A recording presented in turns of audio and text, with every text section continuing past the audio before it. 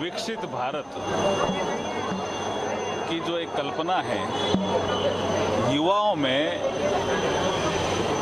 हम ये संवाद करने आए हैं यहाँ डॉक्टर श्यामा प्रसाद मुखर्जी यूनिवर्सिटी में कि हम भारत को विकसित भारत कैसे बना सकते हैं, कब बना सकते हैं और युवाओं का उसमें क्या योगदान हो सकता है। और अब तक जो सरकार चली है उसने जो योजनाएं बनाई हैं वो विकसित भारत को कैसे आगे बढ़ा रही है। पहले ये संवाद है, तो एक बड़ा कार्यक्रम है, उसके लिए हम आए हैं। अब जो आपने दूसरा एक सवाल पूछा है, जम्मू कश्मीर और हरियाणा के रिजल्ट और 2 राज्यों के आज रिजल्ट का भी दिन है और हरियाणा में तो अब लग रहा है स्पष्ट कि हम एक मजबूत सरकार बना रहे हैं। भारतीय जनता पार्टी अपने डेवलपमेंट और गुड गवर्नेंस के एजेंडे पर मजबूत सरकार हरियाणा में बनाने जा रही है। अब लग रहा है, अभी भी अनुमान ही है लेकिन लग रहा है, स्पष्ट ही लग रहा है। जम्मू कश्मीर के रिजल्ट भी वहाँ क्या है कि विधानसभाओं में जैसे मतदाताओं की संख्या कहीं 40,000 है, कहीं 50,000 है, कहीं 60,000 है, कहीं 17,000 है, तो मार्जिन भी क्लोज रहता है।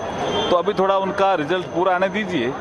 वहाँ भी भारतीय जनता पार्टी बेहतर प्रदर्शन कर रही है, ऐसा हमें अभी भी अनुमान लगता है। सर, क्या लगता है इन चुनाव जो नतीजे आए हैं उनका इम्पैक्ट महाराष्ट्र गुड गवर्नेंस और डेवलपमेंट, ये 2 ही एजेंडे चलने वाले हैं जी पूरे देश में।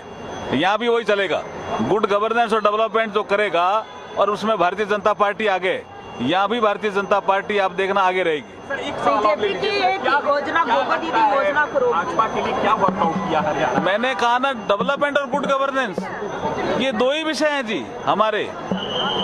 डेवलपमेंट में आप कोई डेवलपमेंट देख लीजिए हरियाणा में, जो पिछले 10 सालों में बहुत तेजी से आगे बढ़ा।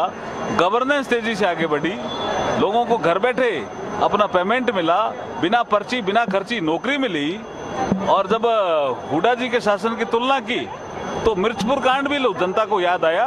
दलित समाज के लोग वहां से निकाल दिए गए थे, गांव से भगा दिए गए थे।